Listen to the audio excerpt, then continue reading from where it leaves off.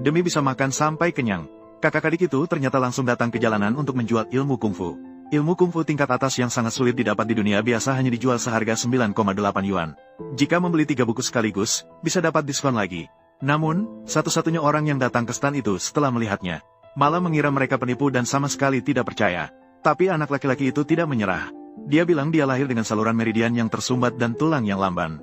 Asal membayar 9,98 saja, dia bisa membantunya membuka 2 meridian utama. Anehnya, setelah mendengar itu dia malah melemparkan uang yang dipegangnya. Lalu berbalik dan pergi dengan marah. Tapi tidak disangka saat itu juga, kepala keluarga Tianjin Pavilion sedang dikejar oleh penjahat dan dalam bahaya besar. Dalam keadaan panik tanpa arah, dia juga lari ke tempat itu.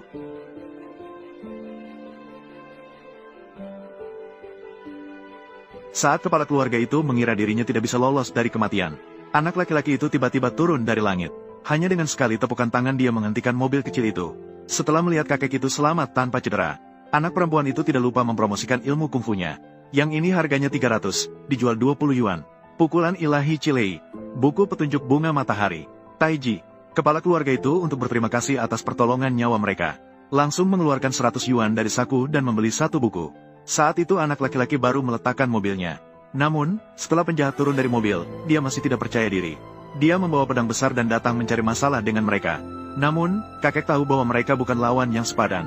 Namun, dia tetap berdiri teguh di depan kedua anak itu. Melihat penjahat mengeluarkan senjata dengan gerakan yang ganas, anak laki-laki itu kuat, tetapi hanya menamparkan kakek di punggungnya. Detik berikutnya, kakek hanya melayangkan 2 tamparan. Tak disangka, semua penjahat langsung terlempar. Namun, setelah penjahat itu bangkit, mereka masih belum menyerah. Sebaliknya, mereka segera mengeluarkan formasi serangan gabungan terbaik dari aliran mereka. Tetapi, tak disangka, meskipun begitu, mereka tetap bukan lawan. Kekuatan dalam 4 ahli teratas, bahkan tidak sebanding dengan 1 bagian dari 10.000 kekuatan anak laki-laki itu. Saat itu, kakek sama sekali tidak percaya pada matanya sendiri. Saya kakek, sulit ditemukan dalam 100 tahun. Jenius seni bela diri yang sulit dicari dalam 100 tahun. Setelah penjahat melarikan diri, kakek menyadari bahwa seluruh kekuatannya telah lenyap. Saat itu, anak perempuan baru memberitahunya. Tadi itu hanyalah adiknya yang memukul jarak jauh. Melihat bekas telapak tangan di punggungnya, kakek tiba-tiba menyadari bahwa kedua anak kecil ini tidak mudah. Setelah mengetahui bahwa mereka datang ke bawah gunung untuk mencari kerabat, segera ingin membawa mereka pulang ke rumahnya.